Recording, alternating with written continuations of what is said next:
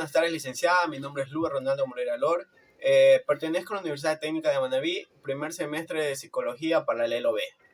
Los temas a tratar el día de hoy son el tallo cerebral y los pares craneales, el tallo cerebral en posterior, el tálamo, los ganglios basales y lo que es el sistema nervioso central. Vamos a empezar por lo que es el tallo cerebral y sus pares craneales. En el par craneal tenemos el nervio olfatorio, que transmite información del olfato por medio de la placa cribriforme hacia los bulbos y fascículos olfatorios, que a su vez transmiten esta información a la corteza olfatoria en los lóbulos temporales.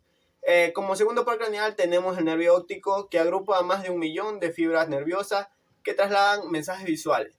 Este conecta la parte posterior de cada ojo al cerebro.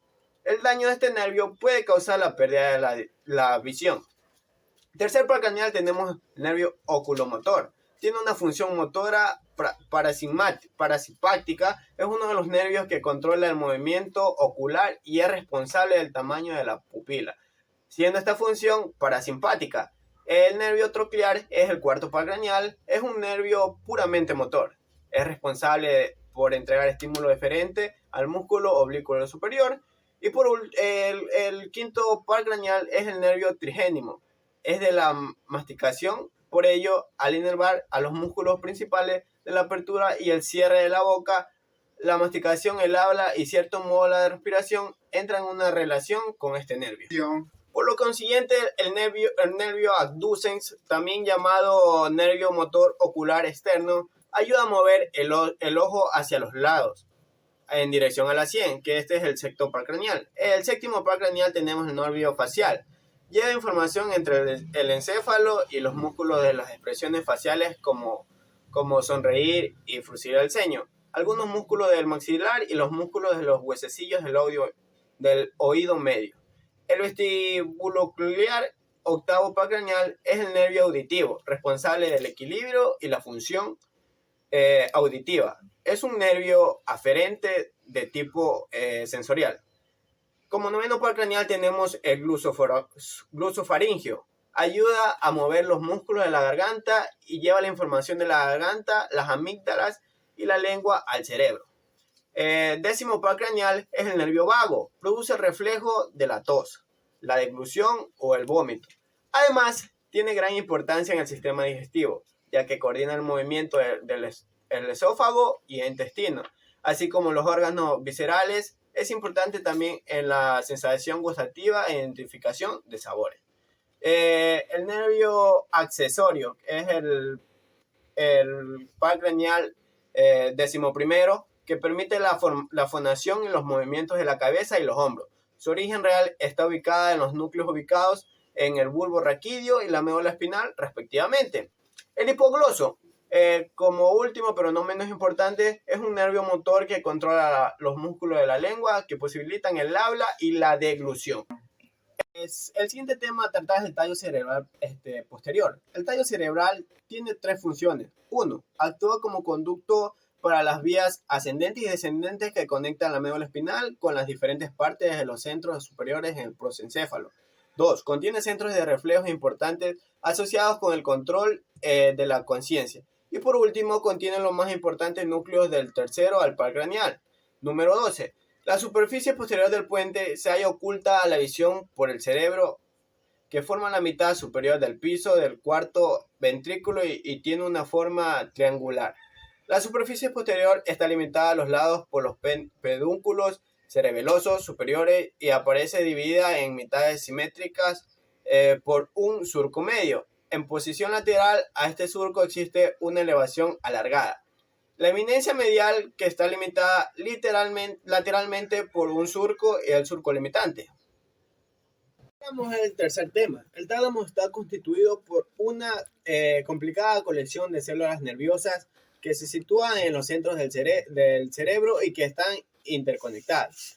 La inmensa mayoría de la información sensitiva de todos los tipos, excepto el olfato, converge en el tálamo y posiblemente se integra a través de interconexiones entre los núcleos. El patrón de información resultante se distribuye a otras partes del sistema. El tallo tiene sus partes y sus funciones. El núcleo anterior se asocia en funciones relacionadas a la memoria, el aprendizaje y ciertas conductas emocionales alimenticias del albergue y el sexo. El núcleo dorsomedial interviene en funciones reguladoras de la saciedad. El núcleo dorsolateral se considera como una extensión funcional del grupo anterior. El núcleo posterior lateral está asociado en el vertebral posterior lateral y el núcleo ventral anterior y lateral reciben aferencias del cuerpo estriado y del cerebelo y proyectan respectivamente a la corteza promotora y a la corteza motora primaria. El núcleo ventral posterior lateral medial relaciona las sensaciones comunes con la conciencia, igual que el núcleo ventral posterior lateral. El núcleo de intraláminas influye en los niveles de conciencia y alerta.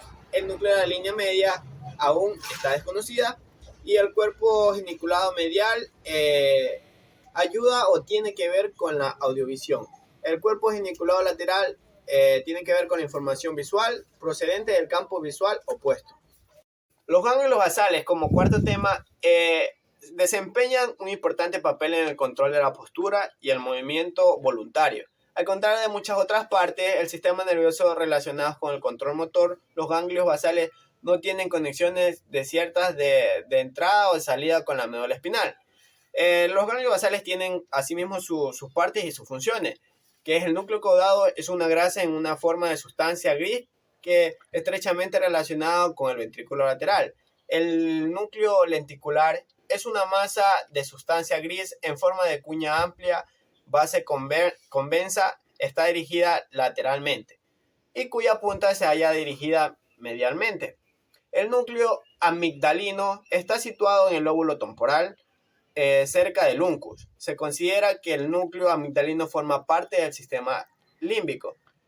La sustancia negra y núcleos subtalámicos están estrechamente relacionados funcionalmente con las actividades de los ganglios basales y se describen en otro lugar. El claustro es una fina lámina de sustancia gris que está separada de la superficie lateral del núcleo lenticular por la cápsula externa. Conexiones del cuerpo estriado y el globo pálido. El globo pálido forma la principal lugar a partir del cual los estímulos de salida abandonan los núcleos basales.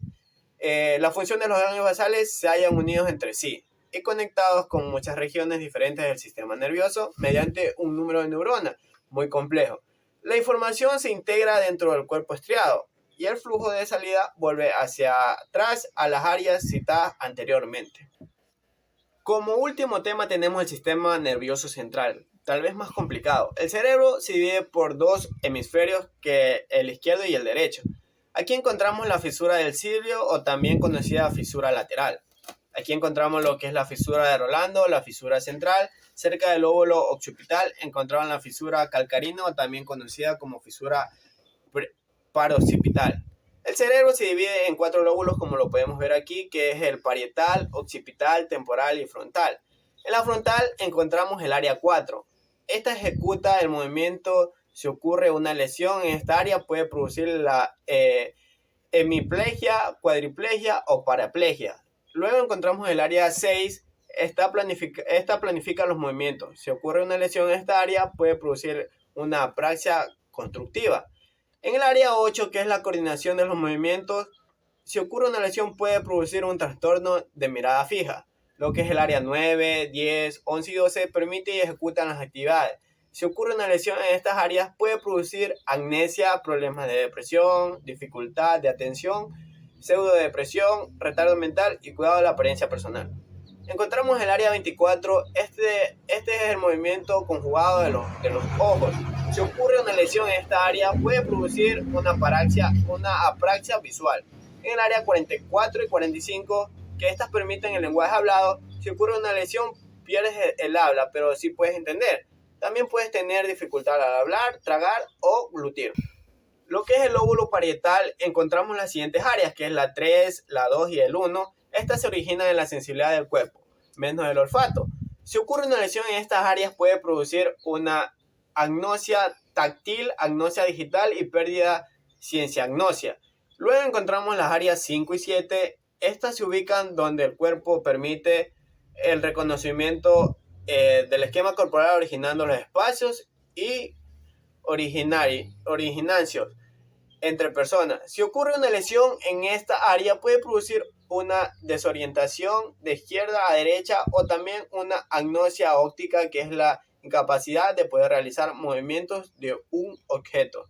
Luego encontramos la área 39 y 40. Estas son dos áreas de creatividad. Si ocurre una lesión en esta área, podemos tener una incapacidad al momento de utilizar las manos, que viene siendo un síndrome de Hermann, o también puede producir una dislexia, que es que no reconocemos lo que leemos.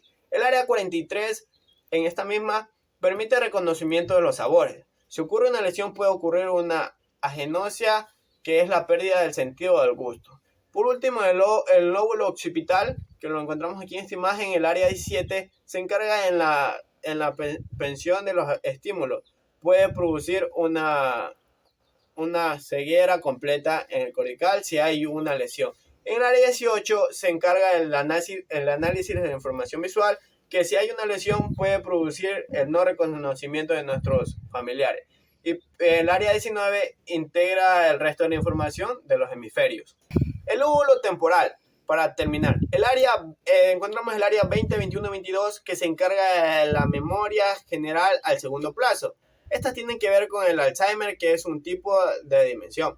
El área 37, que es la memoria visual episódica, y el área 38 se encarga de reconocer los colores. Puede producir una disnoxia y olvidar las palabras y tener dificultad al momento de reconocerlas si existe una lesión. El área 41 y 42 se encarga de la percepción auditiva. Es aquí en esta área donde se da la discriminación auditiva porque no se reconoce muy bien.